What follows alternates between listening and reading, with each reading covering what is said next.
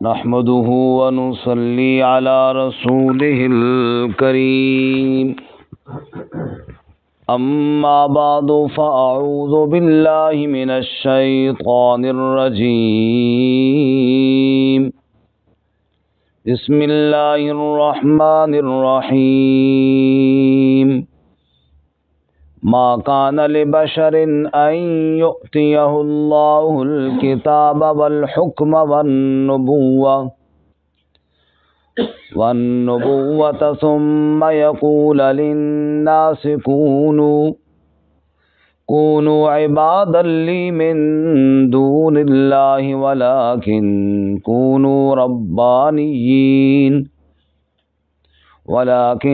كونوا ربانيين بما كنتم تعلمون الكتاب وبما كنتم تدرسون ولا يأمركم أن تتخذوا الملائكة والنبيين أربابا أيأمركم بالكفر بعد إذ أنتم مسلمون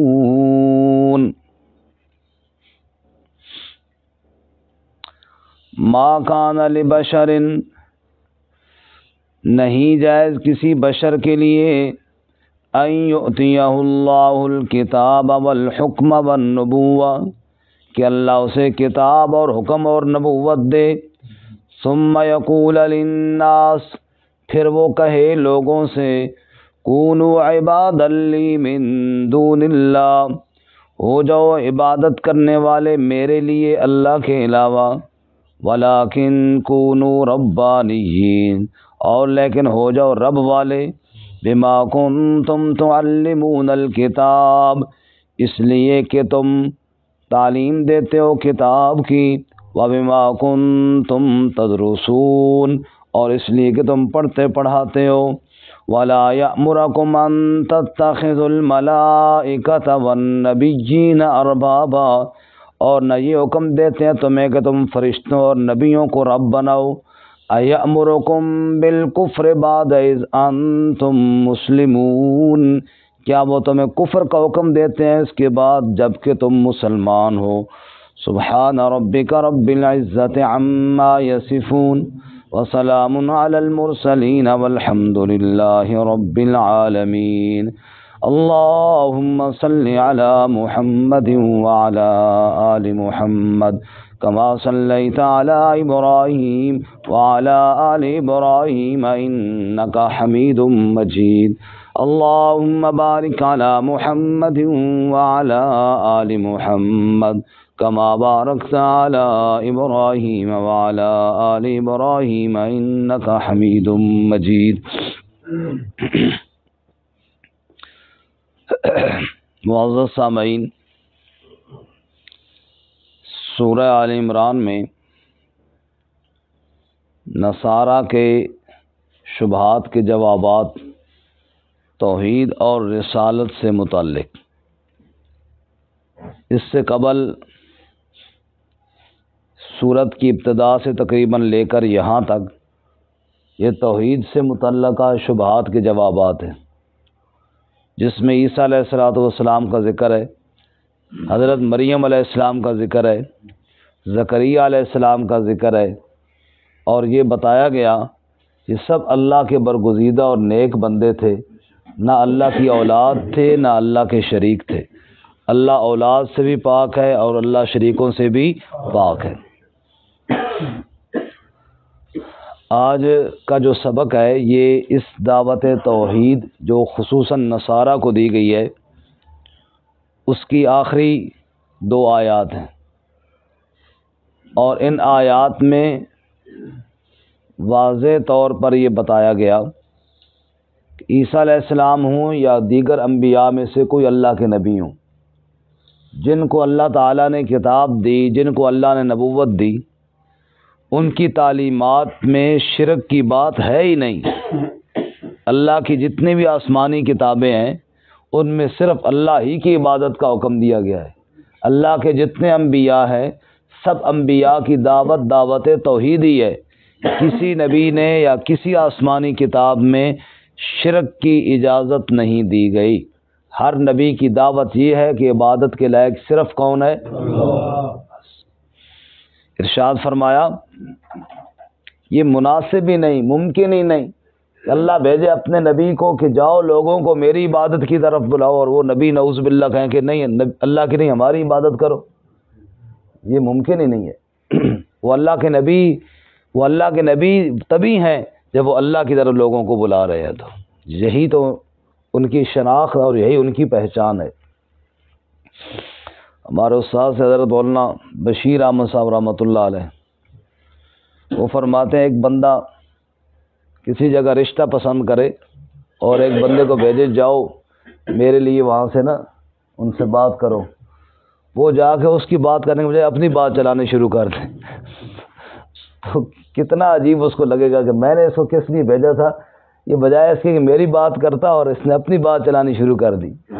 فرمایا جب تو اپنے معمولی سے رشتے کے لیے جو تو نے اپنے لیے بھیجا ہو اور کوئی دوسرے کے لیے کرے تجھے یہ برداشت نہیں ہے، یہ ممکن ہے کہ نعوذ باللہ معاذ اللہ اللہ اپنے رسولوں کو بھیجے کہ جاؤ میری عبادت کی طرف بلاؤ، اور نعوذ باللہ اللہ کے نبی اللہ کی عبادت کی بجائے اپنی عبادت کی طرف بلا رہے ہو؟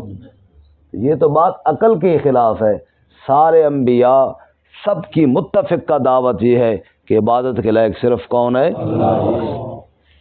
ما کان لبشر، نہیں مناسب کسی بشر کے لیے، ان یؤتیہ اللہ الکتاب والحکم والنبوہ، کہ اللہ اسے کتاب دے اور حکم دے اور نبوت دے، یعنی شریعت کے سارے احکامات اللہ کسی انسان کو عطا کرے، ثم یقول للناس، اور پھر وہ لوگوں سے یوں کہے کونوا عبادا لی من دون اللہ، ہو جاؤ میری عبادت کرنے والے اللہ کے علاوہ۔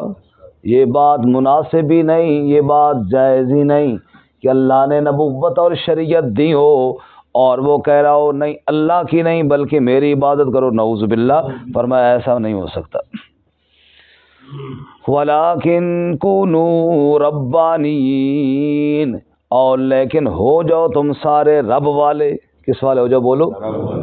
سارے انبیاء کی متفقہ دعوت کے رب والے ہو جاؤ، اللہ والے بن جاؤ۔ انبیاء تو لوگوں کو اللہ کی عبادت کی طرف دعوت دیتے ہیں۔ سورۃ الانبیاء، سورت کا نام ہی یہی ہے، سورۃ الانبیاء، 17ویں پارے میں وہاں اللہ تعالیٰ نے فرمایا وَمَا أَرْسَلْنَا مِن قَبْلِكَ مِن رَّسُولٍ إِلَّا نُوحِي إِلَيْهِ أَنَّهُ لَا إِلَٰهَ إِلَّا أَنَا فَاعْبُدُونِ۔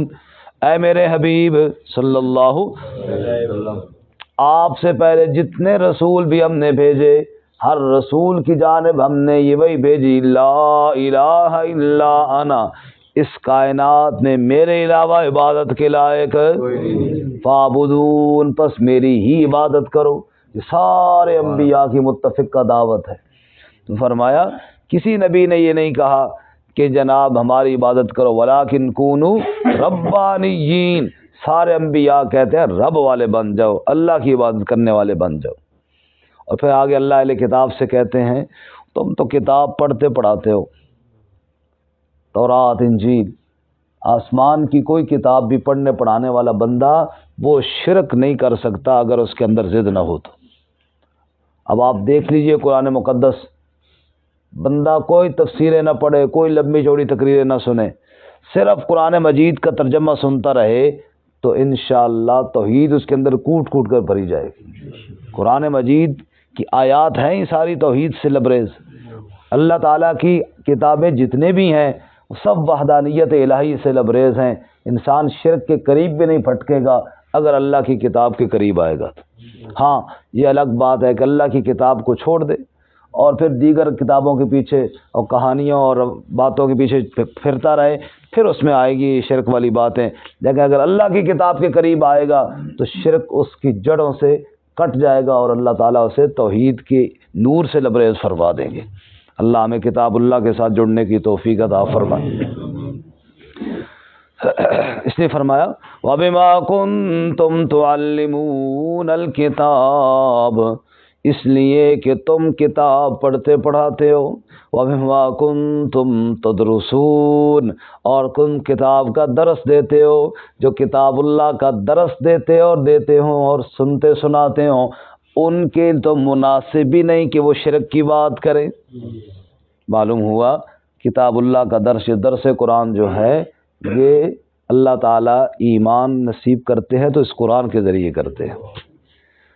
سورۃ الانفال ہے نا 9ویں پارے میں، وہاں اللہ تعالیٰ نے ارشاد فرمایا انما المؤمنون الذین اذا ذکر اللہ وجلت قلوبہم واذا تلیت علیہم آیاتہ زادتہم ایمانا، فرمایا ایمان والے وہ ہیں جب ان کے سامنے اللہ کا ذکر کیا جائے ان کے دل ڈر جاتے ہیں، اور جب اللہ کی آیتیں پڑھی جائے تو ان کی ایمان بڑھ جاتے ہیں۔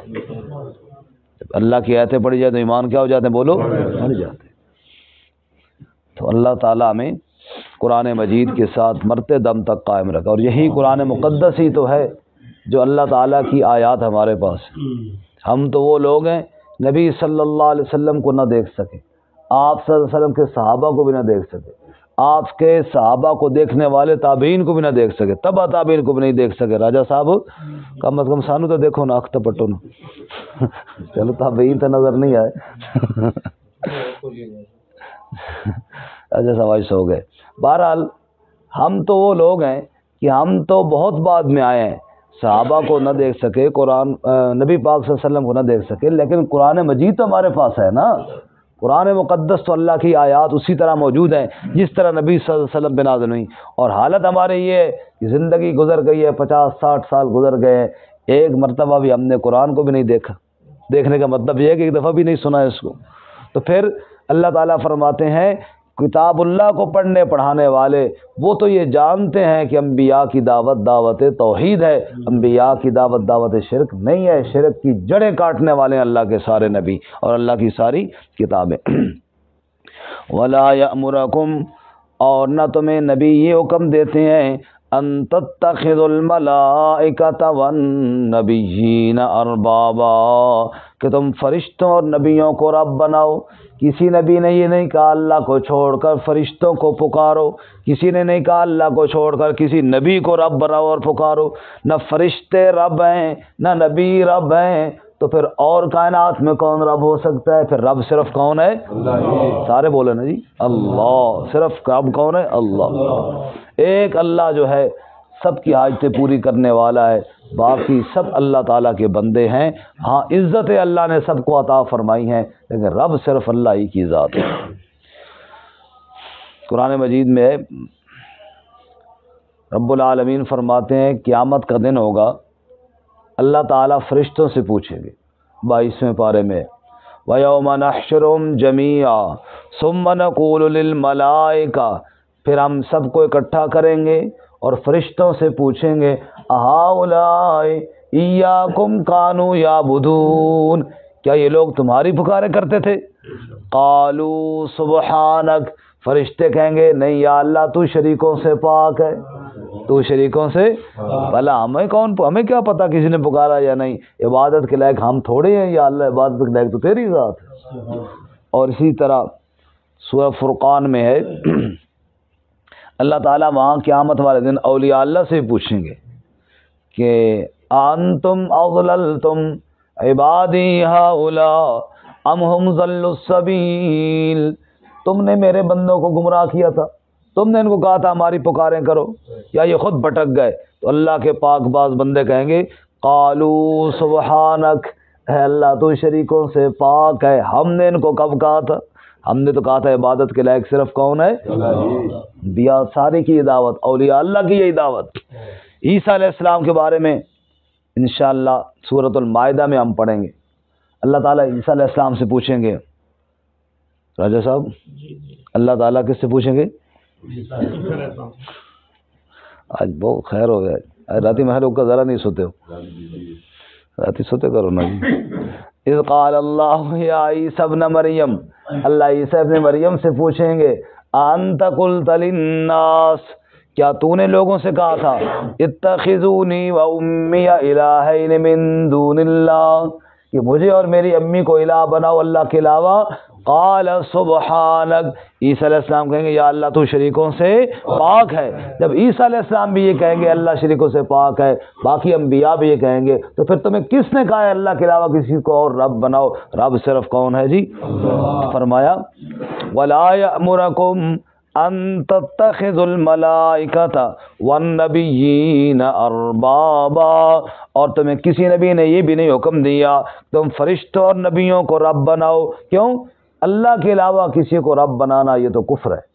ایامرکم بالکفر بعد اذ انتم مسلمون، کیا نعوذ باللہ وہ تمہیں کفر کا حکم دیتے ہیں جبکہ تم مسلمان ہو؟ تو فرمایا اللہ کے کسی نبی نے ایسی دعوت نہیں دی، تمام انبیاء کی متفقہ دعوت ہے رب صرف کون ہے؟ اللہ تعالیٰ عمل کی توفیق عطا فرمائے۔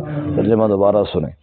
ما کان لبشر، نہیں جائز کسی بشر کے لیے، ان یؤتیہ اللہ الکتاب والحکم والنبوہ، کہ اللہ اسے کتاب دے اور حکم اور نبوت، ثم یقول للناس، پھر وہ لوگوں سے کہے کونوا عبادا لی من دون اللہ، ہو جاؤ عبادت کرنے والے میرے اللہ کے علاوہ، ولیکن کونوا ربانیین، اور لیکن ہو جاؤ رب والے، بما کنتم تعلمون الکتاب، اس لیے کہ تم کتاب پڑھتے پڑھاتے ہو، وبما کنتم تدرسون، اور اس لیے کہ تم درس دیتے ہو، ولا یأمرکم ان تتخذوا الملائکۃ والنبیین اربابا، اور نہ یہ تمہیں حکم دیں گے کہ تم فرشتوں اور نبیوں کو رب بناؤ۔